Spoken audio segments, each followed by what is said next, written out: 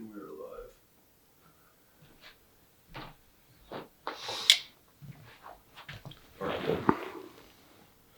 Morning. Good morning.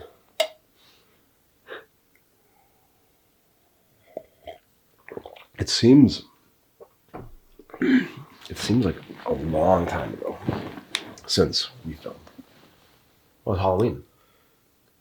Yeah. Halloween when you and I filmed. What is Halloween? October 30th? October 31st? October 31st, I think. October 31st. Yeah. Yeah. Oh, yeah, that's right. Yeah, because we wore the costumes. I was dressed as Shaggy. Yeah. And I went as a pirate. So, I'm going to get this off my chest right away. Last night I was getting dinner at Nook's. Mm-hmm. And I was getting ready to go, blah, blah, blah. And there was this gal there and, no interest. I didn't make any move to go on my way to get next to her. We just happened to get in a conversation. It was a conversation of like working out and it's actually like body fat percentage. One of the guys had made a joke and it led into a conversation. We were actually talking about like the differences of like a healthy body fat percentage between males and females, blah, blah, the whole thing. Mm-hmm. And one of the guys was like, "Hey, let's stick around for another drink. And I was like, no, I gotta film in the morning, And this gal was super nice, and there was a couple at the end of the bar, and the three of them didn't know each other, but it's such an intimate spot that everyone talks. And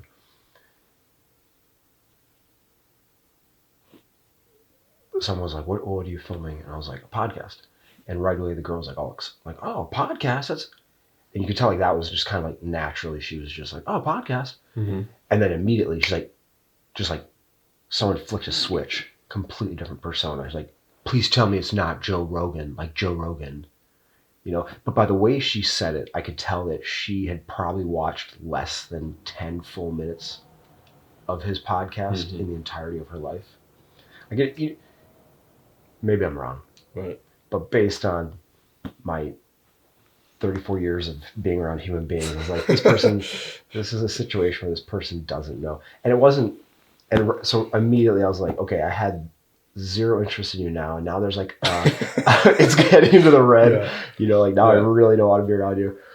And I literally, I'm trying to get my card. I'm trying to go home, or I wasn't trying to get my card. I was trying to say goodbye to Mert, because I left the tab open there. But I was like, I knew this wasn't going anywhere, and I was like, yeah, just like Joe Rogan. Mm-hmm. Just like, oh my god, and then the other girl, was like getting into the conversation, peeking her fucking nosy nose in, and they're both like, just like Joe Rogan, and like trying to like do that, like not trying to be secretive, but acting like they're trying to be secretive, like Joe Rogan, and they're both like laugh, but like that laugh that fucking I can't fucking stand it, that laugh that human beings do when they're not actually laughing, they're like projecting that they think it's funny, like the pompous. It's very pompous, and they were doing that, and yeah, I've got a no direction I'm going with this, but it was just one of those things where I'm like, it's not even, it doesn't even catch me by surprise anymore, it's so common, but. Yep, the indication that, it's almost a laugh that's been created by someone else, by perhaps an agenda of something larger than they have no idea what it is. They just think they're supposed to do that. And everyone has to believe in something, and that's the interesting thing about humans is that they have to believe in something. But once they believe in something, they're usually going to go with it, at least for a while. And they're going to stick up for it. They're going to stand up for it because it's what they believe in, Even though they don't actually believe it. They haven't done the research. They're not even 100% sure if that's completely them. I think that's where the fake laughs come from. They're overdoing it. They're trying really hard. And it's usually an indication that someone isn't quite sure about themselves or what they're trying to stand up for. It's not genuine. It's not coming from it's not coming from like a complete understanding of like where they stand on it, why they stand on it. Mm-hmm. It's just like, oh, I just know that this is my position. I'm not really sure why it's my position. Right. But and the topic of the matter is something more serious. So, and someone to it usually requires a large situation or a huge pivotal moment for someone to go when it becomes more extreme issues. It takes a lot more for someone to change a side, switch sides. Perhaps a lot of information, but probably also an occurrence, maybe that involves them or maybe doesn't involve them at all, but should. And then they begin to realize, hey, I think this is actually the right thing that these people are trying to do, whether they're labeled leftist, rightist, I saw something kind of funny. I was watching Russell Brand's YouTube channel, and he was obviously making jokes about it. It's Russell Brand, but he was talking about, and I forget the sourcing on who wrote this list up, but it's essentially just a numbered list, column left, column right, and the right is the far right. And then the column on the left is the left. And Russell Brand's name is in on the far right. And he had culminated some really, really awesome humor based around that. But it just kind of reminded me of that. And he's sitting there laughing about, like, they consider me to be a rightist. Or, So, what does it mean anymore when Russell Brand becomes a far right-wing person? It's just like, okay. Yeah. It's hardly a relevant source of indication to be able to just push one person to one or the other side. It's just not accurate. There's more to it.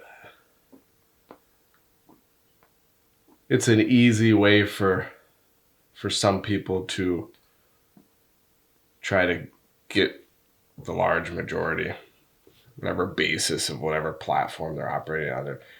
They want to feel a sense of superiority. Mm-hmm. And to do so, they have to get more people on their team. Yeah, I think, kind of going back to, we got a fire. Kind of going back to, wow, this thing's gotten out of hand.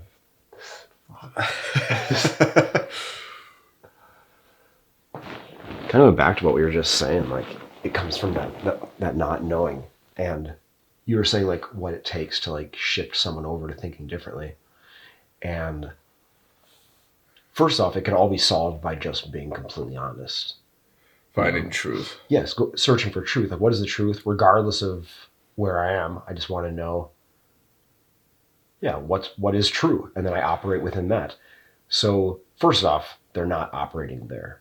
They're operating in some other place. And once they're operating in that other place, since truth isn't their main focal point, there's almost no other reason to shift opinion, and their ego and self-esteem gets attached to that, and that's why they defend it so fervently. But again, they're not operating in truth, so they're unsure of it, and that's why they need people along with them on their cause, because if you were devoted 100% to truth, and you were the only human being operating truth, and everyone was like, A, and you were like, no, it's B. Like, I was the one who watched the event happen. Mm-hmm. I know it was B, and everyone was like, A. You wouldn't falter. It wouldn't matter that every single other human being on the planet was operating in mindset. Right. Because your desire is to live within truth. And you were the one who saw it, and you know what the truth is. And that's where, some people, they just, and I don't really get that. It's really confusing. It's honestly one of the most confusing things.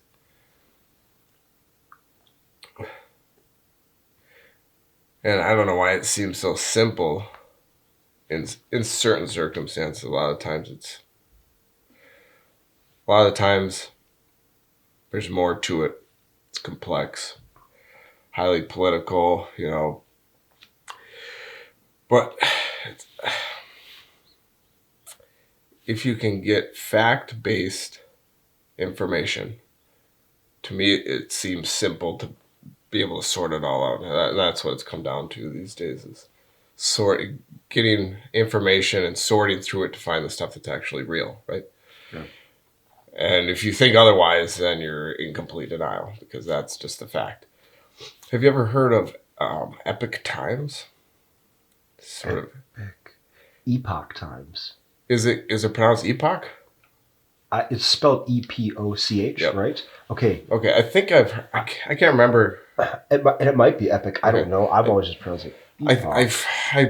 If I'm remembering correctly, I've heard them broadcast it on Epic? YouTube as epic times. Okay. So to answer your question, though, lightly familiar. I know I've seen a couple of videos of theirs, or I've Okay. seen something of theirs, Mhm. but that's about where it ends. Okay. Well, they seem to be really fact-based. They have like a lot of sourcing. A lot of their journalist publications have like direct sourcings, quote unquotes, things like that. Seems to be really reliable. Because usually when you dig through other mainstream media sources, I seem to come down to, when I pick through it all, seem to come down to that it's all based around the general idea of what they're reporting. However, people love to twist things, and that's going to continue to happen. Main point being, seems like a really no bullshit news source where you can gather a lot of information in a small amount of time, which I'm a big fan of because I definitely don't research enough. I think a lot of people secretly urge themselves to stay more woke and stay more connected, gather more information, try to stay play by play. However, we have it so good that everyone's off living these really great lives. A lot of people living really great lives. Yep. And I know I used to be sort of a pessimistic towards anything, or you just gave it to me. Anything politics, I didn't want. I was actually like anti. I almost wanted to be agnostic to politics, but it kind of leaves you in the dark a little bit. And I think it's really, really important to stay up to date on politics, not just in the United States, but nowadays it's the world, because you can see something across the world in seconds of it just happening, or real time for that matter. And because of that huge spiderweb connectivity, it would behoove us to stay relevant, to stay up to date. It's kind of like physical health. It's not even so much. It's not in the hobby enjoyment category. It's kind of in the responsibility category. Exactly. And if you don't take responsibility of it, you end up like those two girls in the bar last night. Yeah. Yeah. or at the restaurant. Yeah. And it has nothing to do.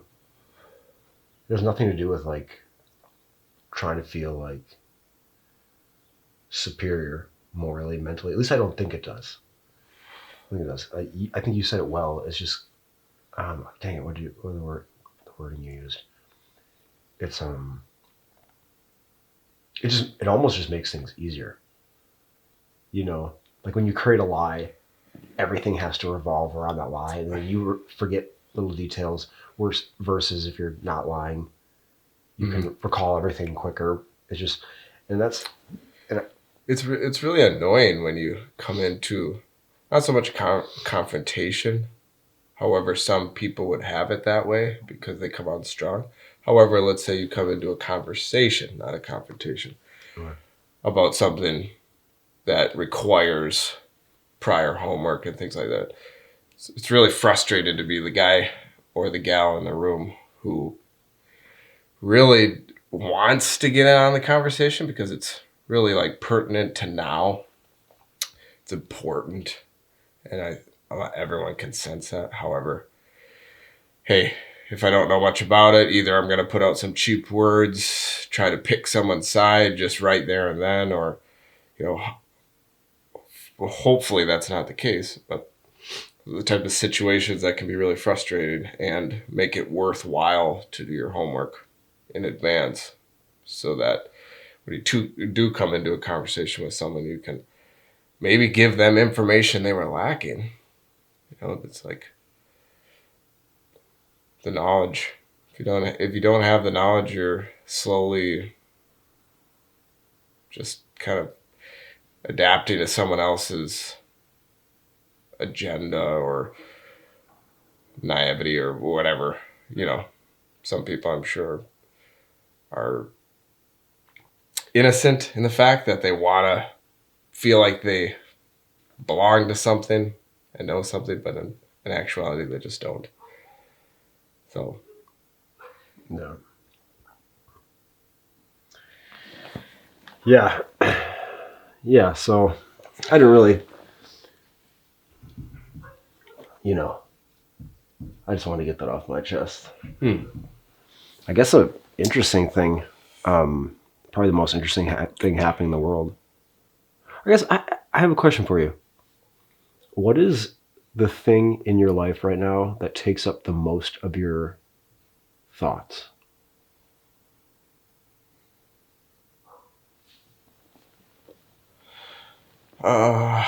probably the future, which would then kind of morph into the decisions of now to kind of create the future. I guess I roll around the idea of, which it, I try not to be I try to be objective with it and not spend too much time on it but at the same time, you want to get the present right because that could help change the future. Say years ago, I would probably say the past. I spent a lot of time regretting or at least dwelling and thinking. If it wasn't regret, I was at least just kind of dwelling in the past and trying to learn. Perhaps everyone does that, but I would say now, trying to be aggressive so that you're in a progressive motion. And in the future, you can say, "Oh, I'm glad I was aggressive. Glad I went out there, made those decisions, did those things. Whether purchase stock, purchase realty, go out on the limb a little bit, but just so that when it comes future, you're a little better set up and you don't think back and start regretting the past all over again." So that's probably where I spend a lot of my time. Try to make the right decisions now with the future in mind. Okay. What about yourself? That's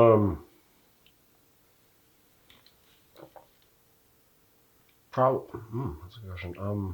Probably just set myself up for the future. Make sure I'm doing the right things.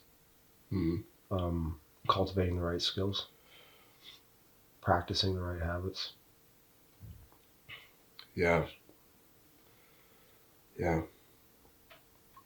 We're getting into really like adding a lot of mushroom supplements to my vitamin regimen. I would say anyone who is not on a vitamin regimen, it's like I have this 30-day container where you can load it with vitamins and be good for the next 30 days. It's a big container. It's really big. But you only have to fill it once a month. And when it's full, you have that ability to be consistent and just reach in the cupboard, take one of the cells, then you're good to go. I didn't restock it this last week. Had plenty of time, just one of those annoying things. You got to pull all the vitamin containers out, fill every tray. But I haven't taken my vitamins this last week because I didn't have that small little convenience organization factor set into place. And I've been a little off. I even felt like my immune system was even weakening a little bit. You were talking about like getting better and, following your habits, and it's like health, physical, supplements, health, mental, history, reading, fact-based news, trying to stay aware Otherwise, things become a fog, and then when you're in the present, things get hazy, and then your decision making gets altered. It's like you really, really want to make the right decisions. It's like everything's pivotal on those right decisions in the present. Otherwise, you'll be upset with the past. You'll be uncertain about the future. It's like, Yeah, and it's amazing. It's amazing how large of an impact your stress levels and your mental health and your decision making, how largely they're affected by your physical state. yes. Like as we were talking about before we turned the camera on, just got done reading Dick Winter's book, Major Dick Winters. If you're not familiar, commanding officer of Easy Company during World War II, Bastogne, Holland. Army Airborne. Army Airborne, yes. Band of Brothers, leader commander, Band of Brothers. Just finished his book, and I think he brought up like 3 times in his book, maybe more, 4 or 5 times, about how he was in such good physical shape. Like he was the healthiest guy in his platoon, and he was constantly able to ward off the stress and fatigue. And like in his closing remarks, his summary of the book, he like made a list of like his advice, and part of it was like physical health like allows you to make better decisions. It wards off combat fatigue. And he would say that like as soon as a guy like was out, Dad and I were talking about yesterday, like he could tell the signs easily. Like they'd go through something great, not in a good way, and you could see the guy take his helmet off. He would like sit down, take his helmet off, and just start like running his hands through his hair. And Major Winters was saying like as soon as he saw that, like he knew the guy was done. Like had to get off the front line, and probably wouldn't come back to the front line. Like he was kind of out of the war at that point. Right. And he's, like I said, he said it a couple times where by him being so healthy, he was able, physically in shape, he was able to ward that off. So, you know, for us, it's like, oh yeah, I'm just a little foggy this week, can't make decisions. But then you go to the most intense spectrum of using that as an example, and you've got guys who were at war for 3 years, you know, or maybe in combat for 14 months, but overseas for 3 years, and they're making that a point. Like, hey, like this is something you absolutely need to take into consideration. I absolutely agree. And when you were in the military, you were just talking about how you were just so far ahead in regards to physicality or your physical fitness that you'd be on a hike and guys would just be they would surviving on the hike. And I watched these guys follow the heels of the guy in front of them, and I remember someone in that sort of goat trail of humans he looked pretty tired too, and he was it was mountainous terrain, and he was sort of stumbling and trouble with his footing, and he was bringing everyone behind him down the same path, and they were all following each other's heels.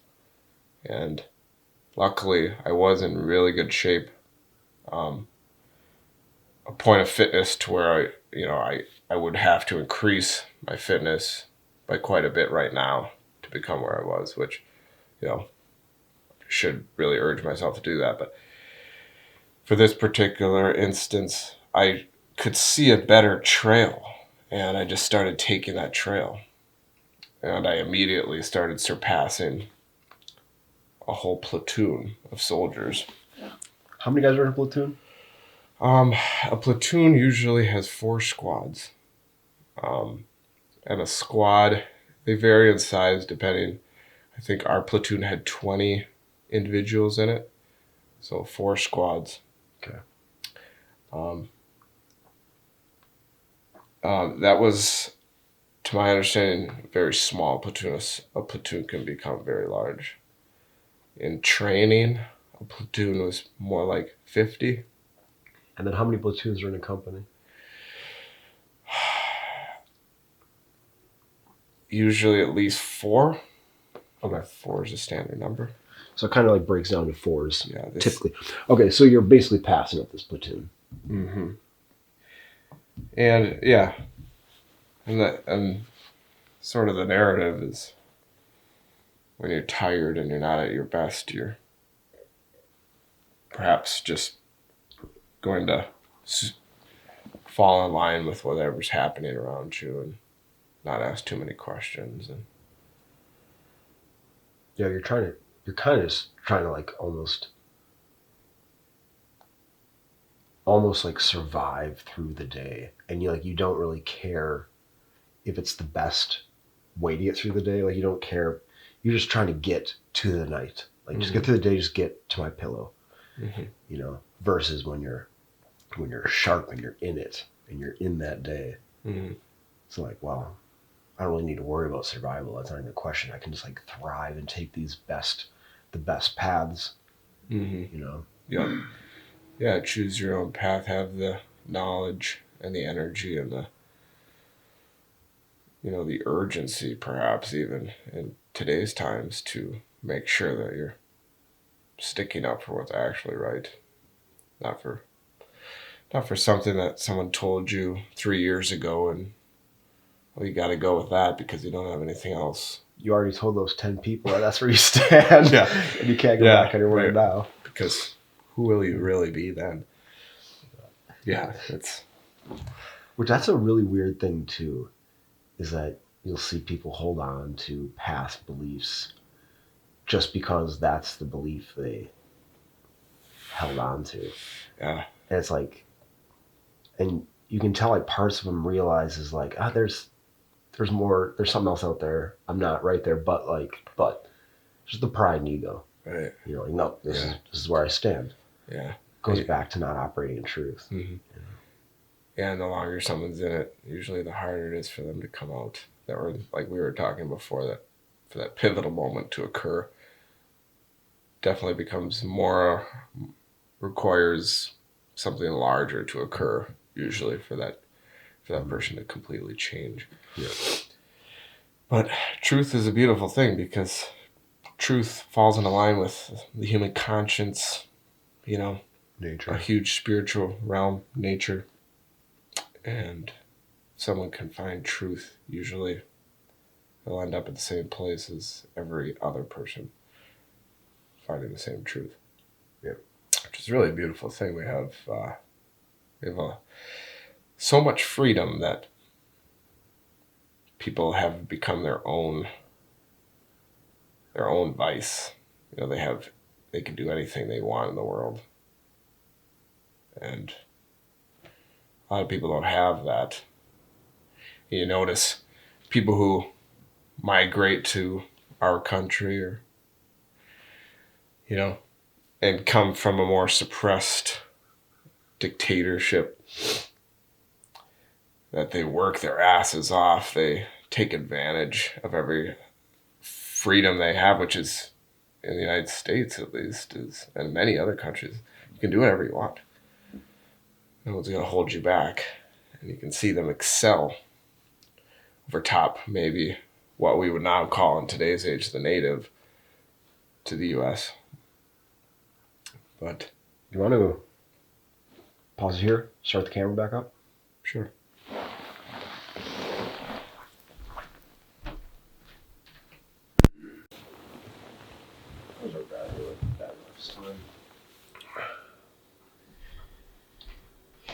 Yeah, it's kind of going to your point. It's like people have it so good. We were talking about this yesterday. People have it so good in America and other first world countries that they've never been forced to live a certain way. Mm-hmm. Circumstances around them haven't forced them into a different way. So we have like we have it so good, and we have so much ability to do whatever we want.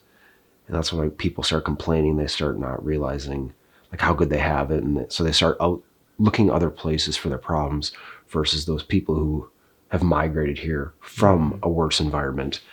And like, well, you're telling me that if I just work my butt off, I can have, you know what? And I think most of the millionaires in America are second generation immigrants. Mm. Okay. Most. Wow. I don't know if you ever read the book Millionaire Next Door. I started it. Okay. Yeah, a long time ago and never finished it. I believe in that book. I read it a few years ago, so my memory is very foggy on it. But yeah, to my knowledge, to my memory, most of American millionaires are second generation immigrants. And isn't the percentage for self-made millionaires? It's the vast majority of millionaires are self-made. It's not handed down. It's like 99th percentile, 90th percentile. Right. Yeah, most. So the silver spoon myth or excuse that people like to use is essentially invalid. It's you'll get that, but it's almost non-existent when compared to how many people are actually millionaires who did themselves. Yeah, and it's pretty conservative people.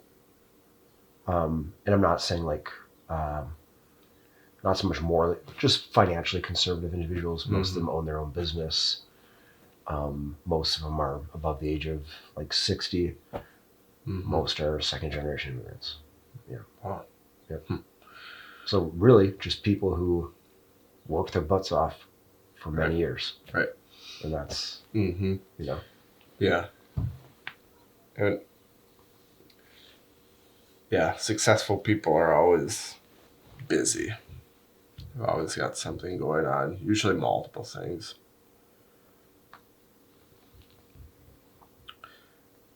Yeah, they don't just stop at one thing. They sort of take on something, create, perhaps it's an entity, a passive income entity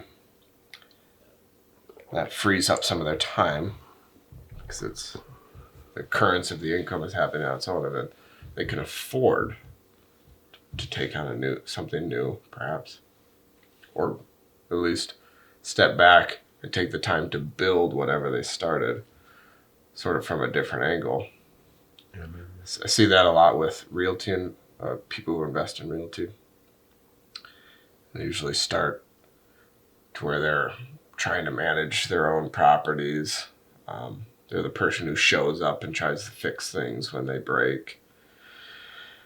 Then after a while, they hire someone to manage it for them. And that frees up the time so that they're available to, maybe put more of their time into the acquisition process, acquire more properties, use the same formula, have someone else sort of manage it so it doesn't take up their time. And they can kind of build from there. Yeah, that's... Successful people are busy. And if you're not busy, or at least for certain natured human beings, you're usually feeling a little neglected, self-neglect, and I'd say that's the worst. That gets to us the most. Kind of tell we're not doing enough. Some of my best days that I have in life is the days that I get a ton done, and I woke up really early. I got a lot done. I worked efficiently, and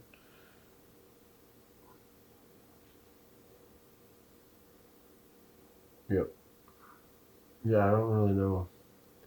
I don't fully know what that is, but it's just... Yeah, it's like you just don't... It's you either do or do not feel as though you're wasting your life. Yep. Right. It could be simply all based around the value of time.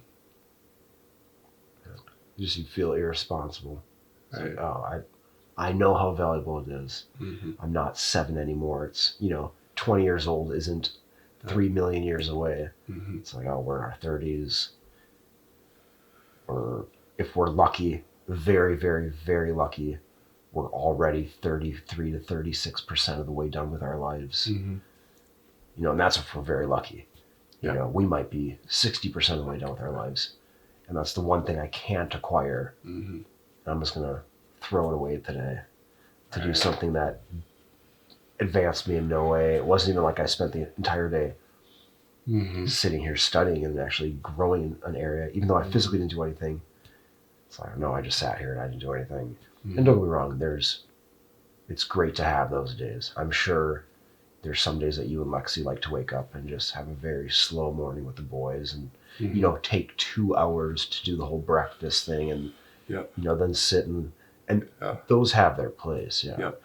And I would say those are definitely a requirement to the whole equation of being busy, getting things done, is that you allow yourself that capacity of time to where you can justify stopping, slowing down, Mm-hmm. and you get to enjoy that moment more when you were productive, let's say for the whole week, and then, okay, Saturday morning, most people aren't going to work, let's say, and yeah, you get to wake up a little slower and really enjoy that time because hey, I've been very productive. Mm-hmm. This is my time now. And I think a part of that enjoyment is because you're not thinking about the things that you need to do. Right. You've already got the things done. Did that. And okay, well, next week, starting Monday, I'm going to have a very productive day. Right. So, Keeping yourself in that mode of rejoice, sort of and happiness of all the things that you just completed. Right. And then the formula is to we always have a list. A lot of people put it on their phone or write it down on a piece of paper, but then move on to the next thing. You completed one thing, you're moving from one week to the next. Okay, what's the next thing on the list? Whether it's a mental list or paper list. Yeah, if you don't, I would say writing them down is really powerful because then I always find myself asking, oh, where's my notebook? I have to find my notebook. I find it, open it up, and realize, hey, I get to cross these 3 or 4 things off immediately. And then, okay, what am I going to do next? Yeah, initiating the dopamine cycle, and you could really go into it. Your increased dopamine upon accomplishing certain things, and yeah, that's all basis of what type of life do you want to have. Painting that picture. What type of life do you want to live? Are you trying to create a legacy for your children, or maybe just your loved ones? Maybe you want to leave something behind. Maybe it's just, may as well. What else are you going to do? yeah, you're here until you die. Yeah, so Why not? freaking make it cool. Yeah.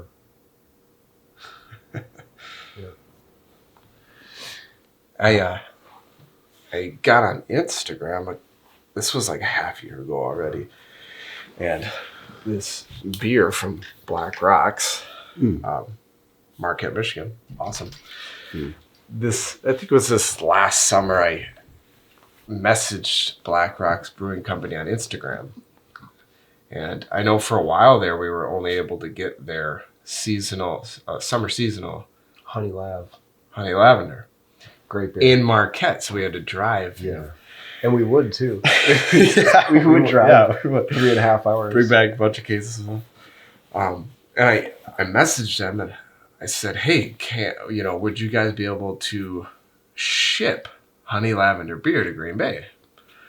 And they told me it took a while to reply. The brew had already ceased for the season by the time I had gotten a response. But however, they messaged back and said, we can't ship it, but we are now distributing to Green Bay.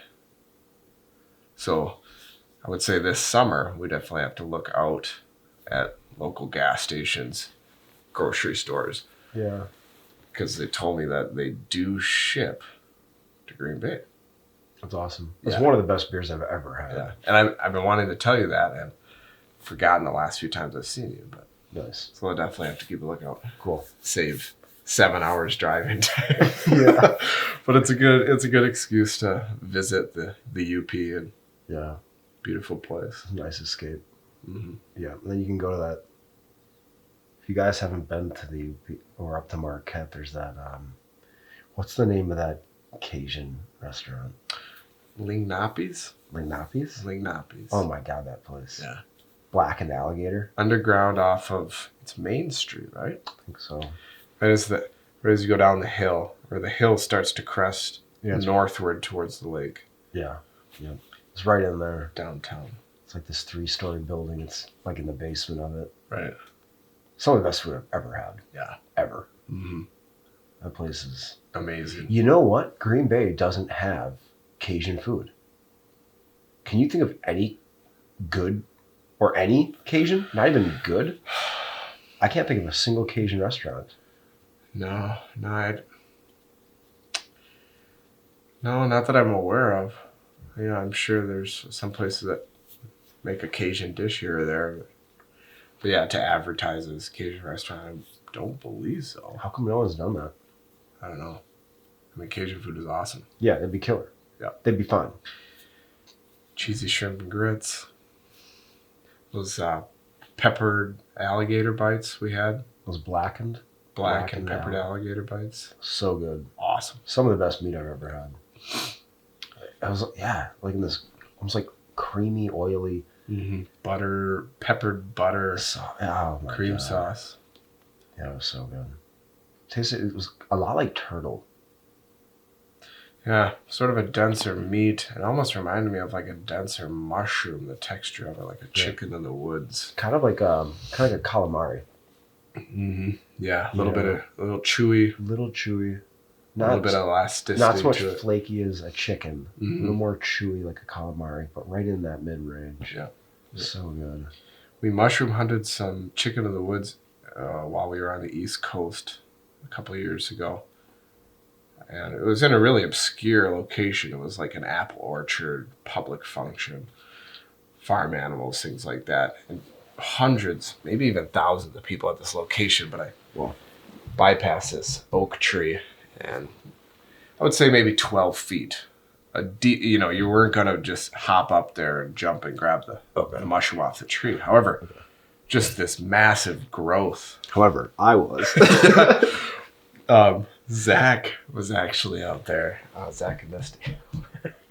Out there. And we rigged up a long stick and taped or tied with rope this knife on the end of the stick. And then when the area was a little quiet, we just proceeded to cut the chicken in the woods from 12 feet up on the oak tree off and then catch it in a bag. And we had gotten some crab cakes from the market out in Philly earlier that day, which if you're ever in Philly, you have to go to the Reading Terminal Market.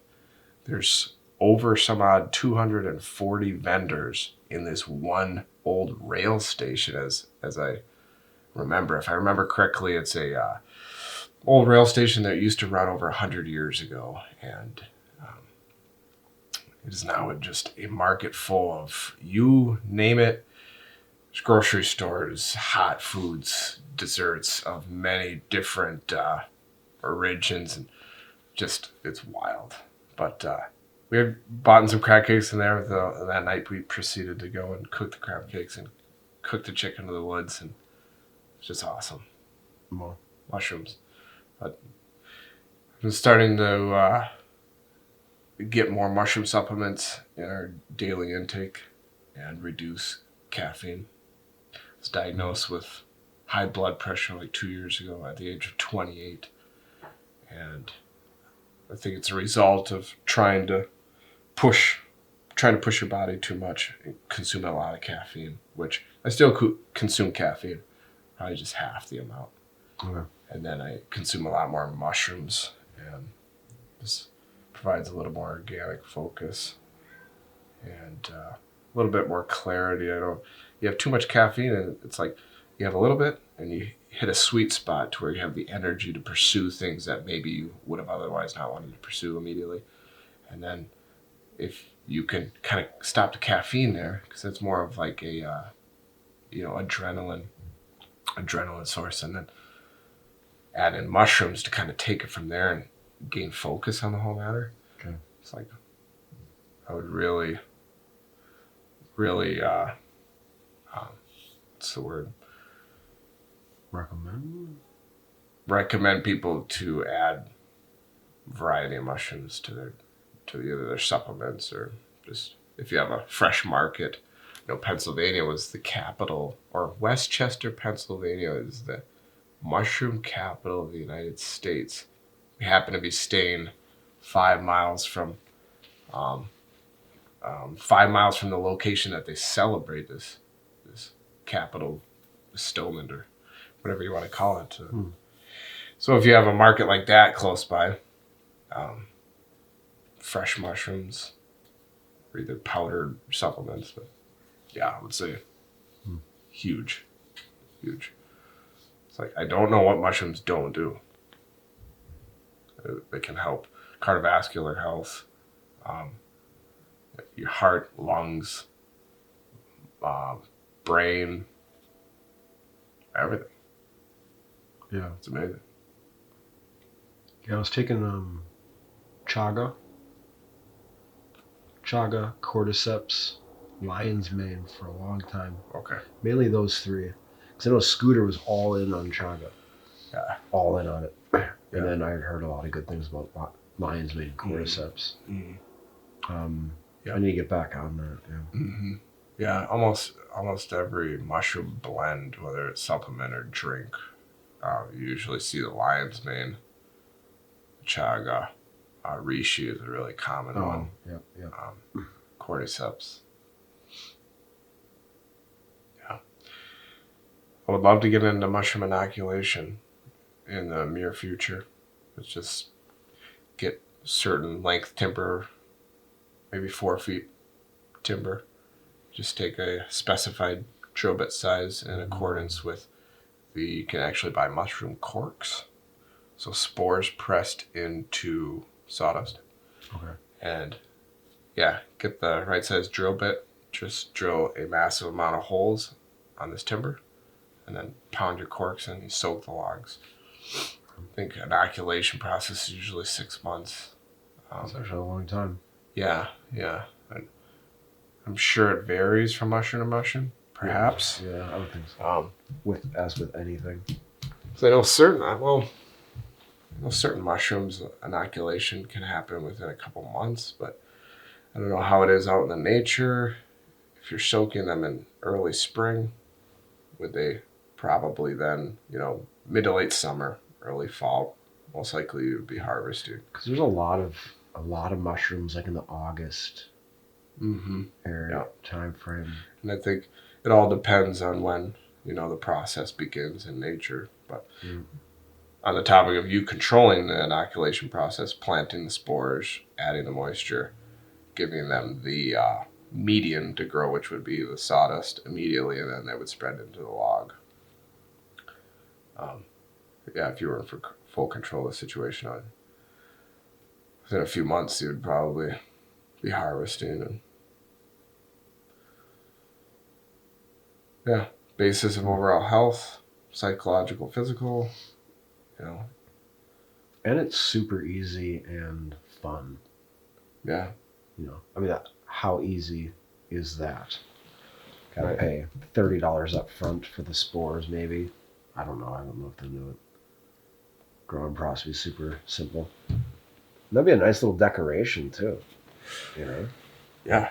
What's that log over there? You'll see. Mushrooms. You'll see. We'll have you back in 6 months. Yeah. But even then, that'd be kind of cool. Like if you had, I couldn't have it right there by the window. It's probably too much sunlight. But how sweet would that be if you got like a nice looking piece of timber, and then had just tons of mushrooms kind of like that's it. Yeah.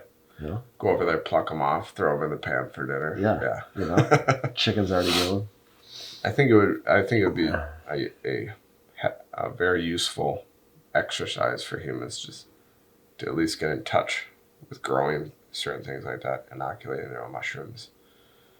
Who knows? Even maybe drying out the mushrooms, harvesting spores, seed saving.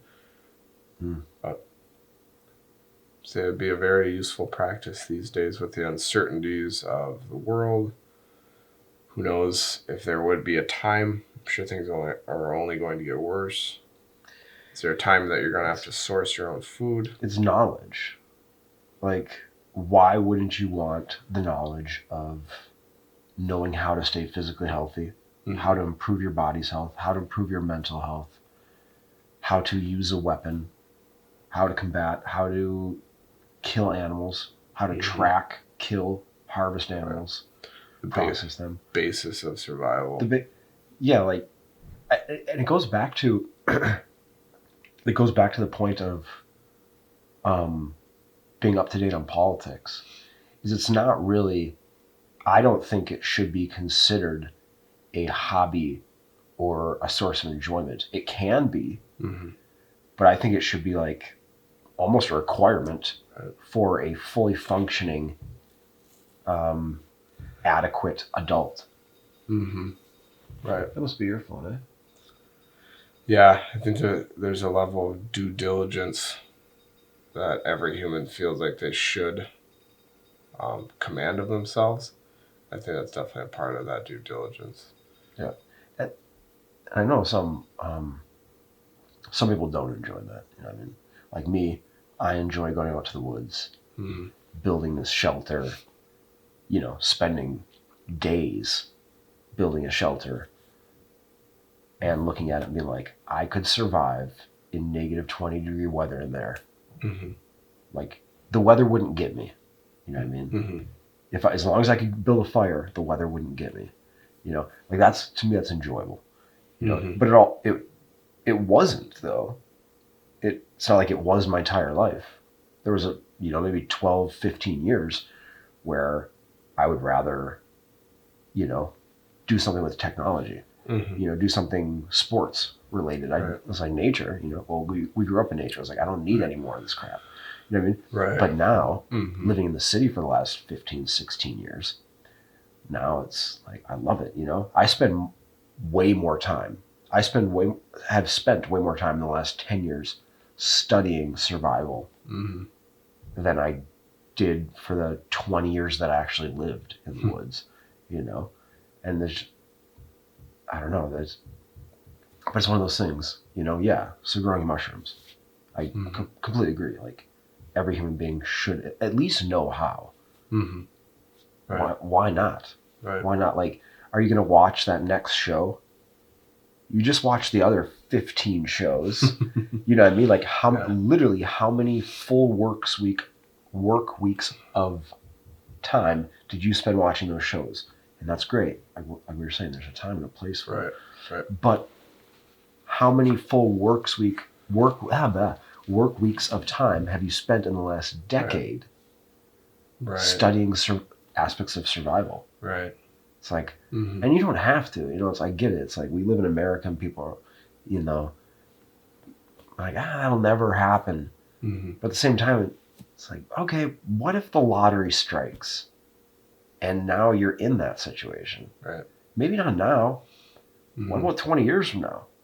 When you're older and you're not as good at physical health and, like, are you going to survive then? So, you'll get some people with the arrogant answer, fuck it, it's like, why not? Are you going to have kids on? Your grandkids on? Right. Have you taught them? Do they know how? What are their influences? I mean, you're their main source of information for a large part of their life. Like, right. And that's why I like you guys were going mushroom hunting with the boys. And, Johnny, like, you know what I mean? That kid's, he just turned 3, right? He will turn 3 in June. Okay. Yeah. June what? 20th. Okay, I think I have that on my calendar. Okay. Yeah, it gets them out of the house and also will hopefully be able to teach them the ability to, not only identify, however, what type of wood to look for, what type of trees to look for. It's really simple. Mushrooms have certain needs or preferences of wood types that they like and things like that. But yeah, get your kids into it, get yourself into it, and then who knows? It's really healthy physically because you're out hiking. Psychologically, you're gaining knowledge, and something that can really be used. And it's free. Yeah, right. It's just like you don't have to. I don't know. Yeah, there's plenty of state forests, national forests. You don't need to own land. Just need to sort of, most people get in your car, drive maybe 20, 30 minutes, get to a nice location. Yeah, I would say it would be a good idea for everyone to maybe spend a little more time to get in touch with basic human necessities. Try to narrate their lives based around truth, and try to get to the bottom of all the mixed stories that they have in front of them, because everyone has them. Because if you have a phone, you have essentially all the information coming through, whether it's wrong or right information. And yeah, just keep yourself woke. Try to find the truth. Take care of yourself physically, mentally. Try to make a better life. And if enough people do that, then the world starts to become better. And it's really the only way. Starting at an individual, proactive occurrence. That's all you can do, really, unless you're thriving to become a powerful politician or someone of great stature. I go to work on a certain route every day, and there's this line of cars that backs right into the road where I'm trying to drive, right? And sure, yeah, usually I can get through. People give me a path to get through, but I'm always going through this path of vehicles. Like, what are these people doing lining up at 6:20 in the morning every morning? What's these people corralling for their Starbucks coffees, backing up the roads. Yeah. Yes. And it's just amazing. Overpriced cup of coffee. They probably have a coffee machine at their house. Yeah. Buy some mushroom supplements. Save yourself $10. Some of the best coffee I've ever had is mushroom coffee. Mm. Really good. It's starting to become I would say, more widespread thing these days. I don't know. Mushrooms were really quiet for a while, and it seems like maybe in the last few years, or maybe it's just me, but mushrooms, you got that mud water. Have you ever tried that? Mud water? I have not. Okay. It's a nice blend. That could also be converted into like a latte or a coffee or drink like that. Okay. But yeah. Yeah. Try to be more independent. I would say rely on these big sources of power less, but we should all appreciate the convenience that those always offer. And, like, life is good, don't waste it. Mm-hmm. Try to be truthful, productive, and if you can get beyond yourself and kind of live a life that, yes, you're taking care of yourself, you're also paying attention to other people, trying to help them along the way too. Probably help you a lot more in the long run. Yeah. Definitely supersede the fact of trying to maybe reserve your own energy for yourself, but just spend that energy on other people, try to help other people, and it's probably going to repay you with more energy than you ever exerted in the first place. Yep. Give you that, if the word's correct, that vigor. Mm-hmm. To kind of give you that vitality. Mm-hmm. Makes you feel alive. Makes you want to get out of bed. Mm-hmm. And it's a movement that creates inertia and the momentum. And if you get that momentum going, it's a lot easier to keep going than it is to start it up. Like an airplane takes 90% fuel ratio to get off the ground. Yeah, we don't know when the camera turned off. We just talk right past it. But yeah, to close it out. Yeah, 50. An airplane, to my understanding, uses about 50% of its fuel on takeoff, and then the other 50% on the rest of the journey. And yeah, you do. Yeah, so you're not having to. You're just in it. You're going, and it keeps you alive, and it's a good way to live life. Mm-hmm. But yeah, you want to keep going, or are you good with ending there? Or? Sure. Yeah. Cool. Right there. Yeah. Thanks. All right, love you, man. Love you, man.